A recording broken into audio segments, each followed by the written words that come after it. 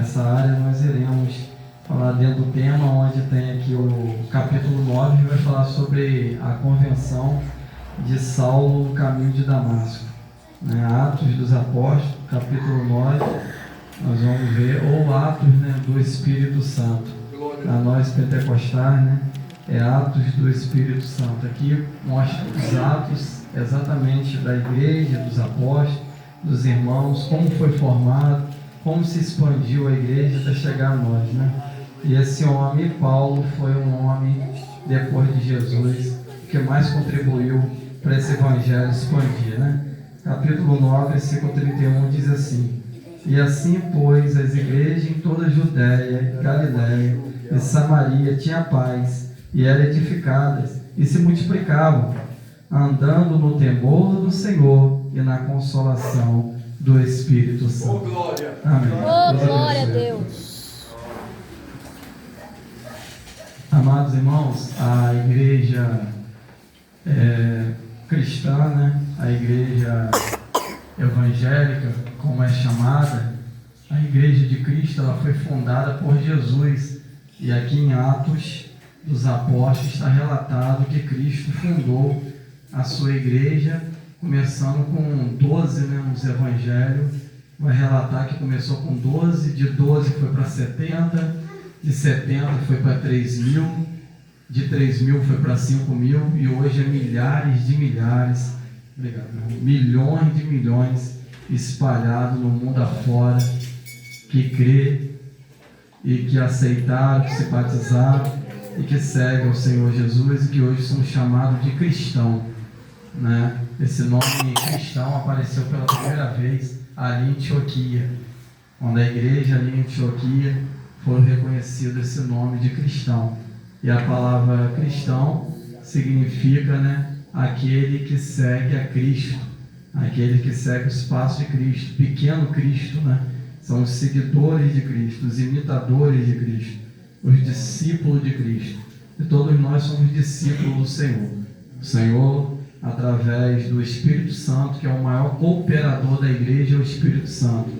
O maior cooperador é aquele que está lá em João, né? João capítulo 16. O que convence o homem da justiça, do juízo e do pecado é o Espírito Santo de Deus. Ele é aquele que chama, que convence, que consola, que conforta. E aqui está dizendo que ele confortou os corações, né? Consolou. E é exatamente um dos significados do nome Espírito Santo, é consolador. Espírito Santo, ele significa ajudador da igreja. Uma das suas funções, do seu significado, é ajudador da igreja, porque é ele que ajuda a igreja, é ele que ajuda o pastor, é ele que ajuda os obreiros, é ele que ajuda os irmãos, é ele que ajuda as irmãs, é ele que ajuda as crianças, é ele que dá os dons para nós estarmos aqui na casa de Deus, é ele que dá os frutos, porque os frutos é do Espírito Santo, vem dele, os dons também vêm do Espírito Santo, é ele que reparte, é ele que nos dá essa graça de falar essas línguas do céu, essas línguas repartidas como de fogo, essas línguas estranhas que vêm dos céus. É ele que dá a interpretação da língua, é ele mesmo que dá a profecia, que dá o dom, que dá os talentos, e é ele que está nesses últimos dias conduzindo a igreja, e é o mesmo que vai levar a noiva de Cristo nos ares até o noivo Jesus. E aqui vai dizer que o Espírito Santo consolava. Por que consolava? Porque há muitas perseguições, tinha muitas mortes no começo da igreja. Muitos cristãos, muitos irmãos nossos foram mortos no Coliseu de Roma. Lembra? A gente vê o Coliseu de Roma hoje, a gente lembra de que irmãos nossos foram mortos ali por leões, foram massacrados no Coliseu, tem até filmes, né? Hoje muitos irmãos nossos foram ali devorados por leões que estavam famintos 10 dias, trancados, e ali soltavam os leões, e irmãos ali com criança, irmãs, mulheres com crianças, sendo devorados ali pelos leões, pelo imperador, né, de Roma, por Roma, mas mesmo assim, como nós cantamos aqui nesse hino, não negaram, né?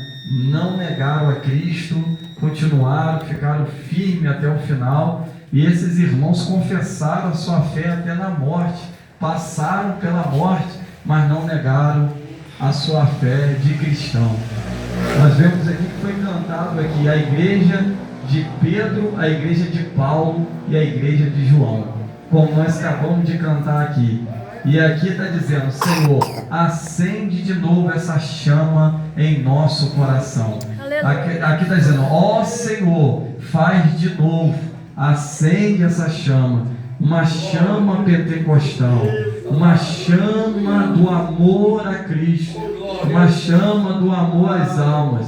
Foi acendido ali no começo dos primeiros cristãos, aqui no começo da igreja, aqui em Atos dos Apóstolos, quando começou a igreja com 12, foi para 70, foi para milhares. Aqueles irmãos eram apaixonados, eles amavam o Senhor, sabia quem servia, sabia onde estava pisando e sabiam para aonde ia quando eles partiam daqui. Eles sabiam que viver era Cristo, mas que morrer para eles, como disse o apóstolo Paulo, era ganho, porque ele sabia que a coroa o aguardava. Ele sabia que aqui era transitório, que eles iriam trocar essa cruz por uma coroa de glória. Ele sabia que como seu Cristo padeceu, morreu e ressuscitou, eles também um dia ia padecer, ia morrer, mas ia ressuscitar com o seu Cristo. Eles tinham a esperança, como nós temos, de um céu glorioso, de uma terra, de uma nova terra, de um novo céu, de uma nova terra, da nova Canaã, uma nova pátria. Ele sabia que as coisas aqui é passageira, mas no céu é eterno. E os irmãos tinham tamanha fé, a fé era tão grande, porque quem, irmãos, quem daria sua vida por algo que não acredita? Quem já fugiu-se? Já parou para pensar? Quem escolheria, presbítero Rogério, morrer para não negar Cristo se eles não acreditassem de fato, de verdade, naquele Cristo? Quem preferiria perder sua vida, perder sua liberdade, ser preso? Muitos foram presos, muitos foram torturados, muitos foram mortos. Pedro crucificado de cabeça para baixo, irmãos. Pedro já estava velhinho, com a cabecinha russa. Chegaram para ele, irmã Maria, disseram assim para ele: você quer negar o teu Cristo? Aproveita que você está velho para curtir sua velhice. Nega ele agora, porque senão nós vamos te matar se você não negar. Nega ele, Pedro, você já está velhinho, aproveita sua velhice. Para com isso, nega, Pedro. Ele: se vocês vão me matar, que vocês me matam, mas eu não vou negar esse Cristo. Mas vocês fazem um favor para mim. Não me crucifiquem igual crucificaram o meu Cristo, não. Eu não sou digno de morrer assim, ó, de cabeça erguida como ele. Não, não. Me crucifica de cabeça para baixo. Já que vocês vão me crucificar igual ele, me crucifica de cabeça para baixo. Sabe por causa de quê? Porque eu não sou digno de morrer igual o meu Cristo. Eu não tenho essa honra como ele. Irmãos, era honroso. Eles sabiam que a morte era apenas como uma passagem de avião, apanhando aqui para ir para outro país, para ir para um lugar melhor, para uma pátria mais excelente. Ele sabia que a morte era como uma passagem de avião. Eles estavam indo para um lugar melhor. E como de fato o céu é para o crente. E o céu é a casa do cristão, é o lar. Eles sabiam que se vivesse aqui era para quem, mas se partisse, eles estariam com Cristo. Policarpo foi um dos grandes líderes da igreja. Guarda esse nome, Policarpo. Foi um dos grandes líderes da igreja. Os perseguidores, os algozes, os carrascos, Romos, imperador naquela época, Josimar matava, chegou para Policarpo e disse assim: Policarpo, você já está velho, você já está na idade, você nega esse Cristo, Policarpo, porque, olha só, todos estão morrendo, você vai morrer também. Nega ao Senhor, nega. Aproveita, nós vamos te dar agora a velhice para você viver. Se você não negar, nós vamos te matar. Você já está velho, Policarpo. Policarpo olhou para ele e diz assim: a esse que vocês estão pedindo para me negar, Eu sirvo Ele desde a minha mocidade. E desde a minha mocidade, Jesus só tem feito bem para mim e para minha casa. Ele nunca me fez mal. Ele só tem me feito bem. Agora, quase chegando a 100 anos, eu já estou com 80 e poucos varados. Você quer que eu nego Ele agora? Ele nunca me fez mal. Ele só tem me feito bem. Pode me matar, mas eu não nego Ele. Policarpo morreu, mas morreu glorificando a Deus. Como diz o hino, não se pode matar um crente, porque o que se pode matar é apenas o corpo, mas a alma vai para o repouso eterno, e o espírito volta para Deus que o deu. Esses homens agora, como João Batista, que foi falado aqui, eles não estão sem cabeça mais. Estava aqui humanamente. Agora João está com a sua cabeça erguida e no seu lugar. João não está sem cabeça mais, irmão.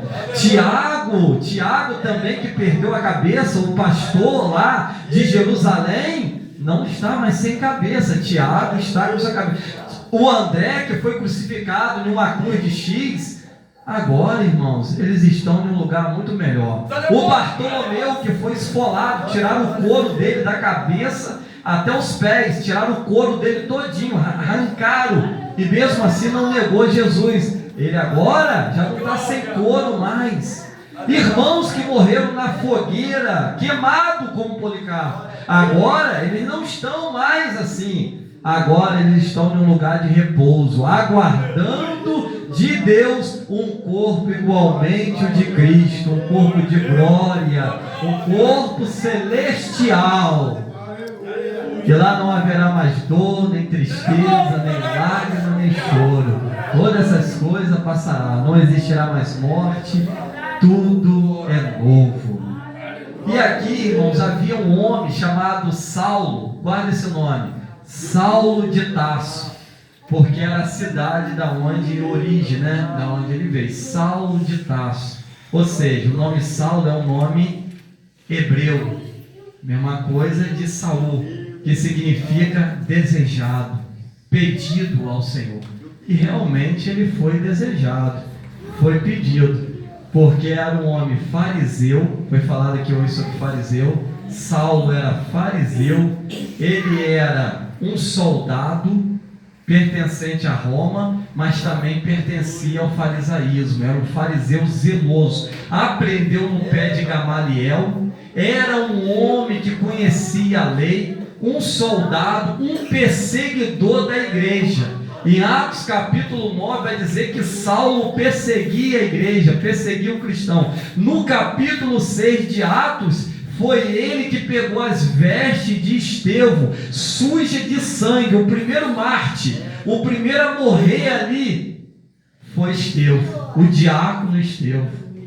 O diácono Estevão morreu apedrejado, viu o céu aberto e viu Cristo sentado à direita de Deus. Morreu apedrejado. E quem estava ali? Saulo. Quem estava ali? O fariseu. Quem estava ali? O soldado, o guarda, aquele perseguidor. Ele estava ali. Por isso o tema dessa mensagem: o perseguidor virou perseguido. Irmãos, eu não sei se alguém aqui está sofrendo algum tipo de perseguição. Eu não sei se você está sofrendo alguma perseguição dentro de casa, na rua, no trabalho. Eu não sei se você tem sofrido algum tipo de perseguição, seja física, seja emocional, seja psicológica.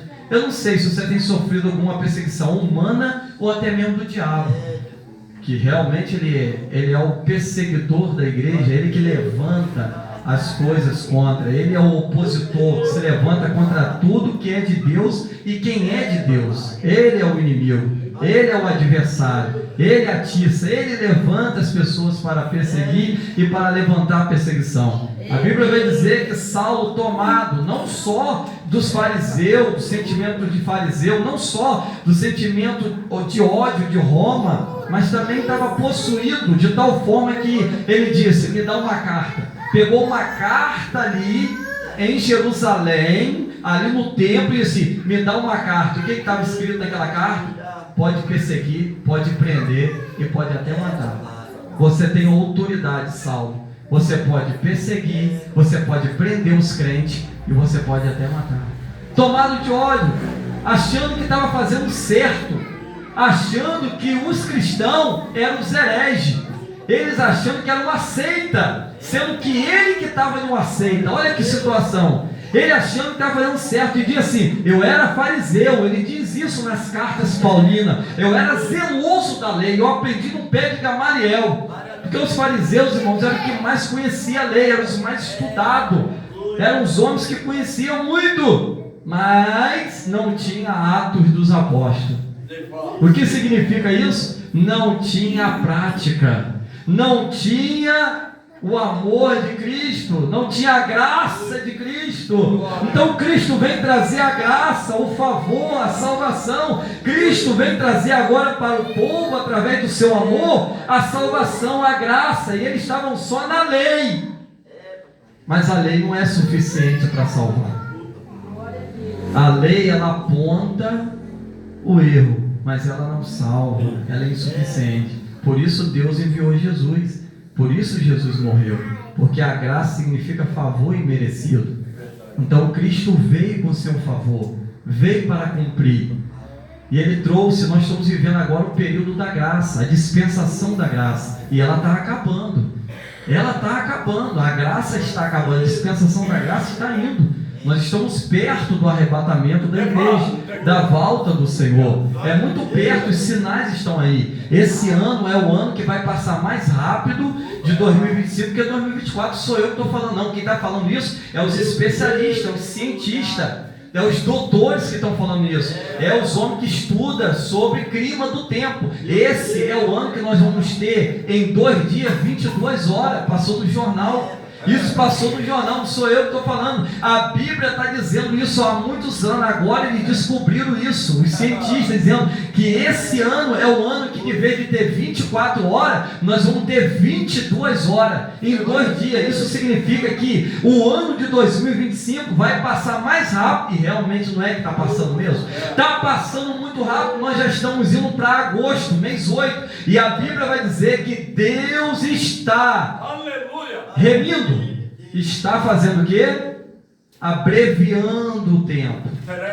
Ele está abreviando, sabe para quê? Para que os escolhidos não se percam, para que as pessoas não me dizem. O tempo está sendo abreviado, os dias estão passando rápido, e a Bíblia diz que está como palha no fogo. Como que é palha no fogo? Como que é palha no fogo? Rápido. Os dias estão passando rápido. Você deve ter percebido que o dia está pequeno, a noite está pequena, está passando rápido. As coisas, os anos estão passando rápido, e a tendência é cada ano superar o outro. Se esse ano é 22 horas, guarda isso. Depois os irmãos pesquisam aí, para os irmãos verem no Google o que eu estou falando. Se esse ano vai ter 22 horas, ano que vem, aí só vai diminuindo. Ano que vem vai passar mais rápido, e com isso já não é 22 mais, aí vai cair para 20. Os irmãos estão entendendo a lógica, o raciocínio? A tendência é que um calor supere o outro do ano passado. Cada ano mais quente do que o outro. A superação sempre é para mais. Ou seja, a Bíblia está se cumprindo, a palavra está se cumprindo. O que os cientistas estão descobrindo, estão estudando, é o que está escrito na palavra de Deus. Então Cristo, sabendo disso, Ele tem escolhido o povo dele, Ele tem levantado o povo dele para pregar, para anunciar a verdade, porque os dias estão se findando, e Cristo está às portas. Então Ele levanta um homem que está indo para o caminho de Damasco, perseguir, prender e até matar os cristãos.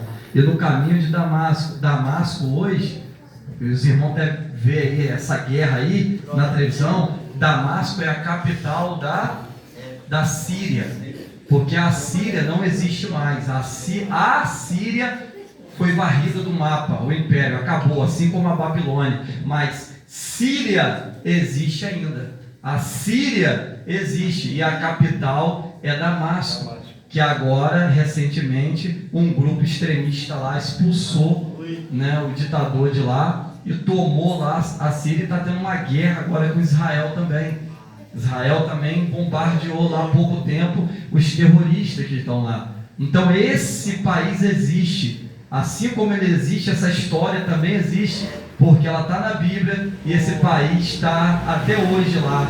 Existe a Síria, o país Síria existe, e a capital que nós acabamos de ler aqui agora, Damasco. E indo ele para Damasco, por quê? Porque em Atos capítulo 1 vai dizer que a promessa era que eles ficassem em Jerusalém, para que eles recebessem o revestimento de poder. E eles receberam no cenáculo, eles foram revestidos, eles foram batizados ali no cenáculo, e depois a promessa de receber o Espírito Santo, ser cheio, para quê? Para esvaziar lá fora. É cheio aqui dentro, para lá fora você transbordar o que você recebeu de Deus na igreja, no culto. Então eles receberam de Deus ali naquele cenáculo, receberam a presença, receberam o Espírito Santo, receberam ali a virtude, e agora eles tinham que sair para onde? Que a gente acabou de ler aqui: Judéia, Samaria, mas aonde? Confins da terra. Até os confins da terra. Aí agora os irmãos perguntam: o que é confins da terra? O que é confins da terra, irmãos? Sabe o que é confins da terra? Ásia, continente africano. Porque por falta de conhecimento, o nosso presidente cometeu um agafe, e o assessor dele deveria assessorar ele, dizer para ele que a África não é país. Ele foi dizer que a África é país, e passou uma vergonha, porque o africano teve que corrigir ele. Falou: não, a África é um continente, a África não é um país. O país é Moçambique, Tongo, agora a África não. A África é um continente, assim como a Ásia. A Ásia é um continente, e isso é falta de conhecimento. Olha a importância de nós estarmos sempre numa escola, irmãos, dominical, e de estarmos em um ensino de sexta-feira ou em um culto como esse. Nós aprendemos coisa que até o presidente da república não sabe, mas a igreja é a maior escola que tem no mundo, porque aqui nós aprendemos o espiritual, mas aprendemos também o material.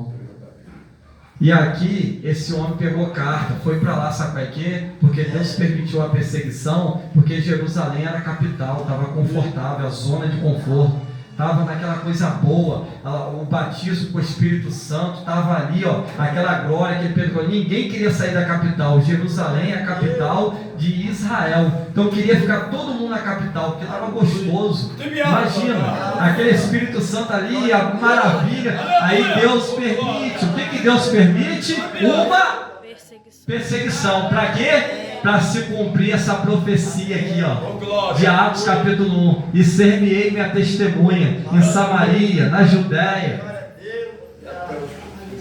até os confins da terra. Vocês vão pregar aqui na terra natal de vocês, mas vocês vão ter que sair também nas cidades vizinhas, e vão ter que ir para longe pregar o evangelho, e vocês vão ter que levar esse evangelho. Aí o que aconteceu? A perseguição veio. Qual a perseguição? O que eles fizeram?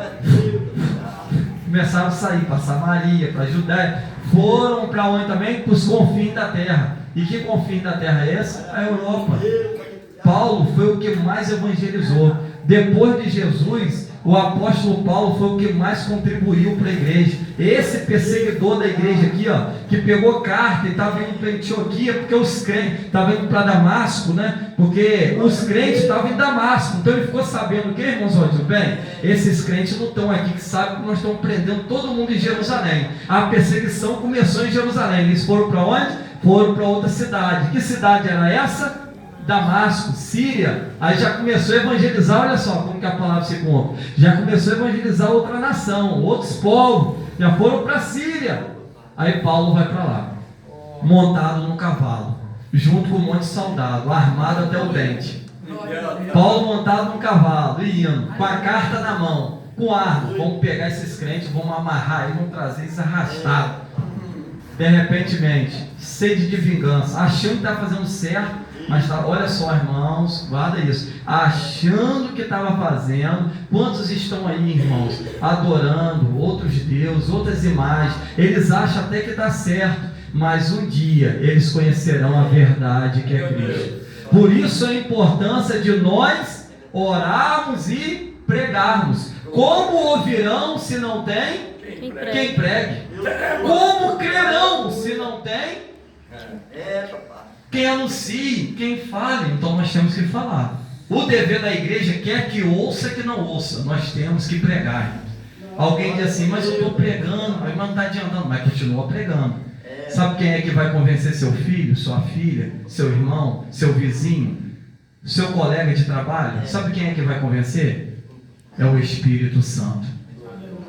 Nós achamos que é nós, mas nem eu posso convencer eu mesmo.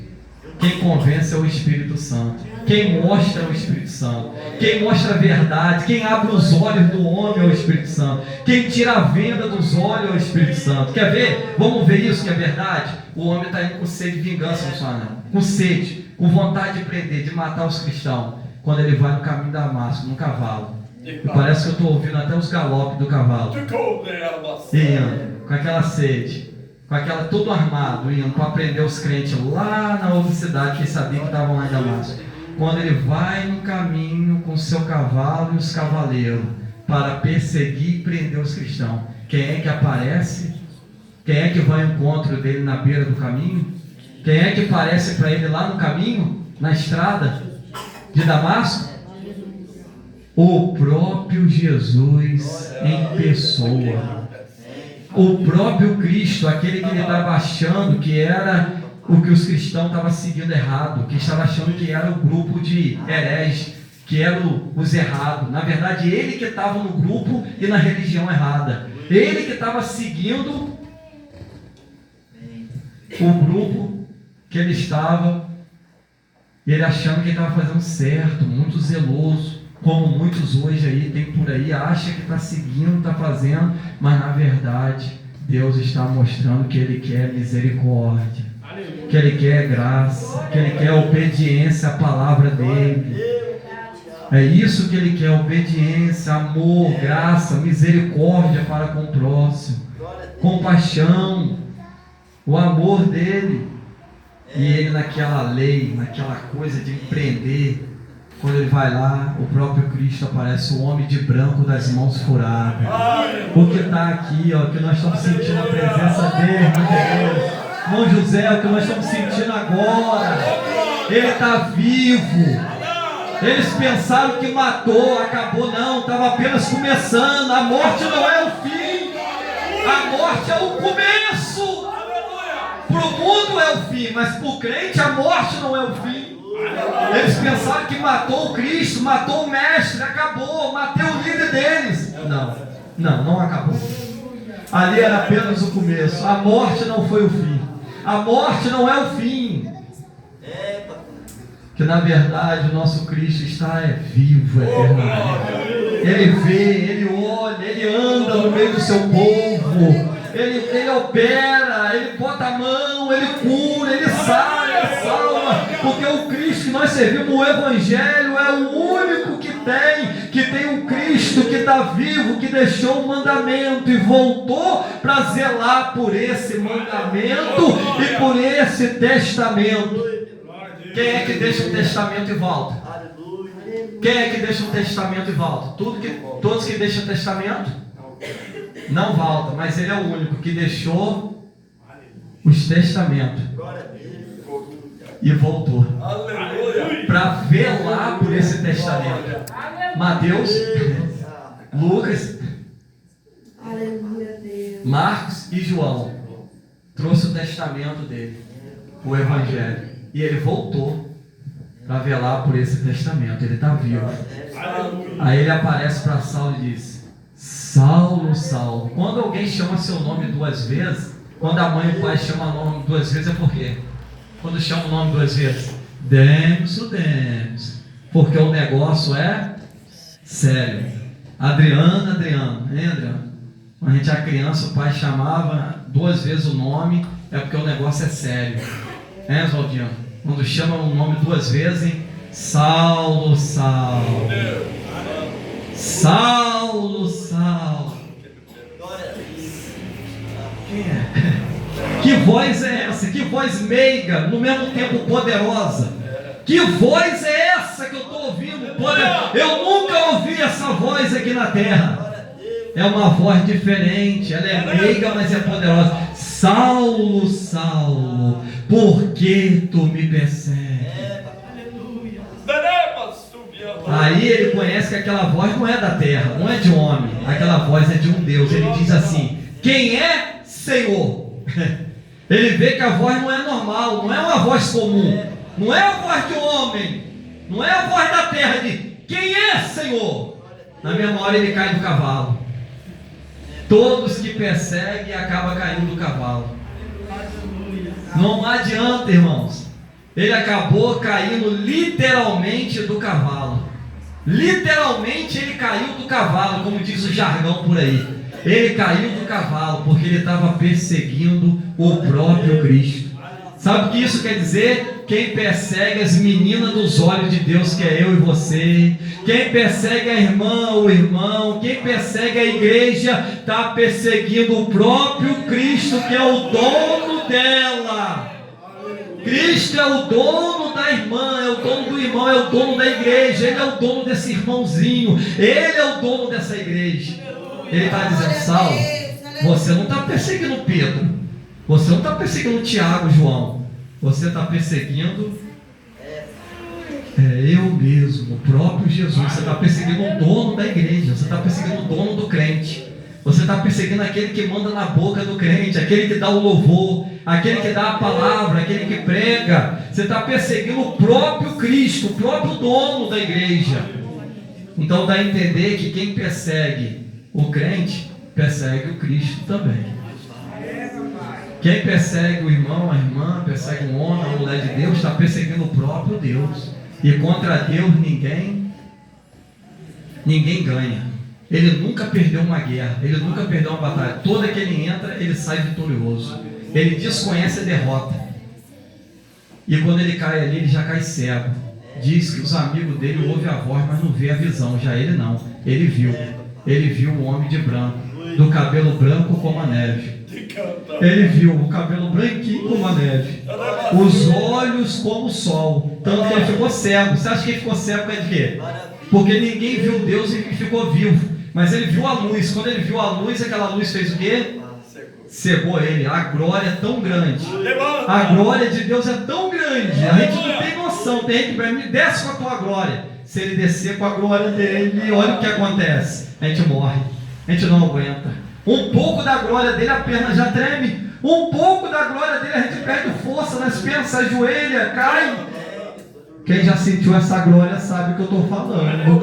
Quem já sentiu essa presença já dobrou o joelho, já caiu, quase desmaiou, porque essa glória é poderosa, a glória de Deus, a glória de Jesus. Quando ela toma a casa, ela toma o ambiente, o corpo treme, o coração arde, a perna começa a perder força. Pode ser o homem mais forte, o homem maior que tem, ele se derrama, ele cai. Diante dessa glória, nenhum homem aguenta parado, nenhuma mulher aguenta diante dessa glória. Pode ser o homem que for. E aquele homem perseguidor caiu diante daquela glória, ficou cego. O mesmo Deus que fala com ele, quando ele é levado ali para uma casa, ele é levado para uma rua, ele fica em uma casa 3 dias cego, 3 dias sem ver, sem comer e sem beber. 3 dias jejum, fez um jejum ali forçado, né? 3 dias sem ver, sem comer e sem beber. Aí o que Deus faz? Deus visita um homem chamado Ananias, um servo humilde, um homem de oração, um homem de Deus. Quase ninguém fala dele, mas ele teve uma função muito importante. Sabe qual foi a função dele? Foi botar a mão sobre um homem chamado Saulo. Saulo é o nome hebraico, porque ele tinha 2 cidadanias. Saulo quer dizer que ele veio, que ele era um judeu, e agora ele tem outra cidadania, outro nome, que vai ficar conhecido agora aqui no Evangelho, que nós mais chamamos ele, e que é as cartas paulinas. O que mais escreveu carta foi ele. Se eu não me engano, ele escreveu 8 cartas. Foi os que mais escreveu carta. Era poliglota, falava de mais de 5 idiomas. O homem, quando é poliglota, fala mais de 5 línguas. Ele falava mais de 5 línguas, era poliglota, falava várias línguas. Tinha os 9 dons do Espírito. Era um homem que tinha intrepidez. O homem que mais contribuiu para o crescimento do Evangelho, para a expansão da igreja. O homem evangelizou a Ásia. O homem evangelizou ali em Jerusalém. Evangelizou Israel. O homem evangelizou boa parte da Europa. O homem foi até em Roma. Até o imperador ele evangelizou. Evangelizou o governador e foi até o imperador em Roma pregar, porque era a vontade de Deus. O homem passou por naufrágio. O homem tentaram matar ele, botaram ele, desceu num cesto de um muro muito alto, ficaram sabendo que ia matar ele. Os irmãos desceram ele num cesto pelo muro para não matar ele. O homem foi picado na ilha chamado Malta com uma serpente, e a serpente não matou. O homem ficou no meio de bárbaros e foi bem aceito no meio dos bárbaros. Ganhou os bárbaros para Jesus. O homem foi aonde tinha a maior faculdade, a maior ciência, na Grécia, e ganhou os gregos para Jesus, lá pregando, lá no meio dos gregos. Pregando em grego, mas cheio da unção e cheio do Espírito de Deus, sem abrir mão da unção. O homem que diz que o conhecimento de Gamaliel era como esterco, porque o esterco aqui na roça serve para adubar. Ele diz: todo o conhecimento que eu tive de fariseu, de doutor, todo doutorado, eu botei como esterco para adubar. Porque a lei mata, mas o Espírito vivifica. A letra mata, mas o Espírito vivifica. Ele quer dizer: eu tenho a letra, mas eu não abro mão da unção. Eu tenho conhecimento, com essa mão eu cavo conhecimento, mas com essa mão eu recebo a graça e a unção do Espírito de Deus. É uma mão que desce e outra mão que sobe, mas a que sobe não para de subir, porque eu continuo com a mão levantada, recebendo do Espírito a unção para pregar. Porque quando eu fui até vós, eu não fui com palavra humana, com persuasão humana, mas fui com poder de Deus, com graça, com unção. O homem que disse que viver era Cristo, mas o morrer era ganho. O homem que disse que as coisas velhas se passaram e tudo se fez novo. O homem que disse: combati o bom combate, acabei a carreira, mas eu guardo a fé. Não abro mão da fé. Fé em Deus, fé em Cristo. O homem que diz que as coisas que os olhos não viram, que o ouvido não ouviu, que não chegou ao coração do homem, é o que Deus tem preparado para aqueles que amam a Ele. O homem cheio do Espírito, o homem chamado Saulo de Tarso, que também era conhecido como Paulo.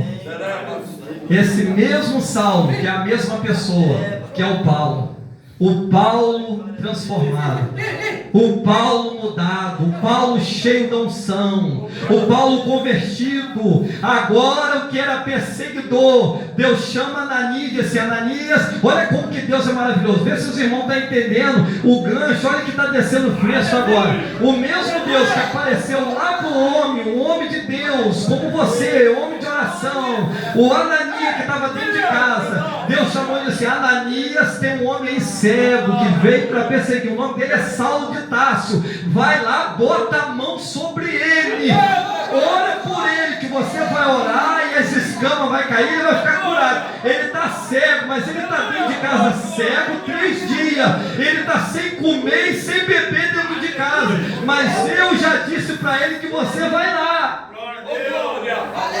e que você vai orar por ele, e ele vai recuperar a visão através da oração. Glória a Deus.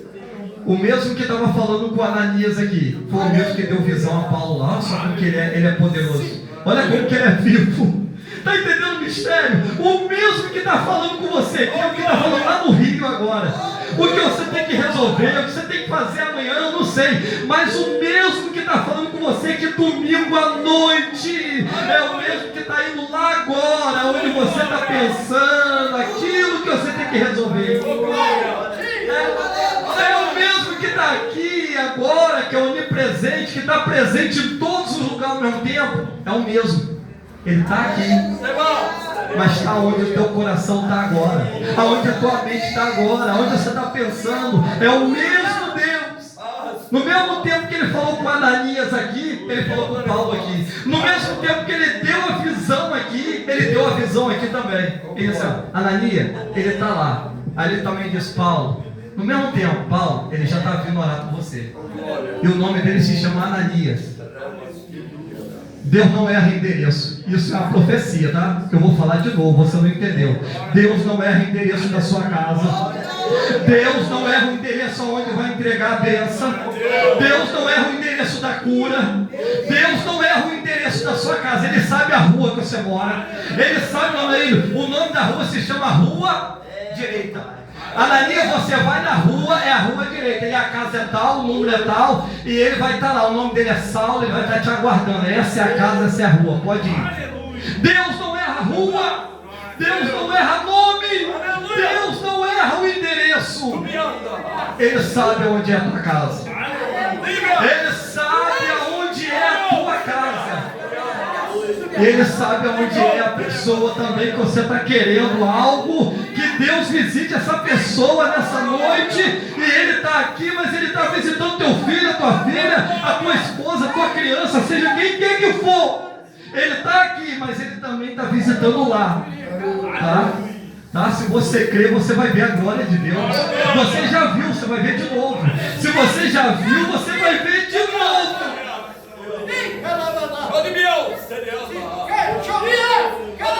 Tem hora que o poder é tanto, a glória é tanta, e o medo, né? O mundo quer botar medo, o inimigo quer botar medo em você.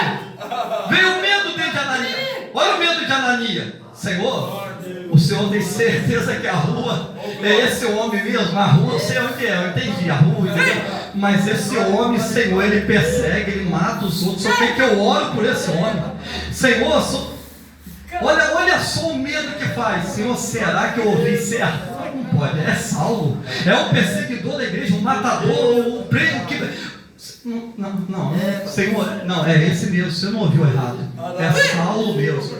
Deus não erra nome, Deus não erra endereço, Deus não erra, é esse mesmo, é esse mesmo, é o perseguidor da igreja, é aquele que maltrata os crentes, é ele, é o que está perseguindo, é aquele homem que ninguém quer nada com ele, é ele mesmo, é ele que eu escolhi, é ele que eu vou levantar.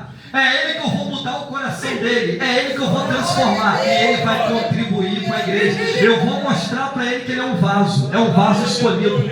Ele é um vaso escolhido. Eu vou mostrar para ele agora o quanto ele vai sofrer por amor a mim. Quanto que ele vai sofrer pela minha obra. Sofrendo na mão dele. Agora ele vai sofrer por amor. Olha como que a vida é, irmãos. Olha como a vida é. O perseguidor agora é perseguido. Eu vou mostrar para ele que ele é um vaso. E duro é para ele recalcitar contra os aguilhões. Duro é para uma pessoa que tem um chamado de Deus ficar dando soco em ponta de faca.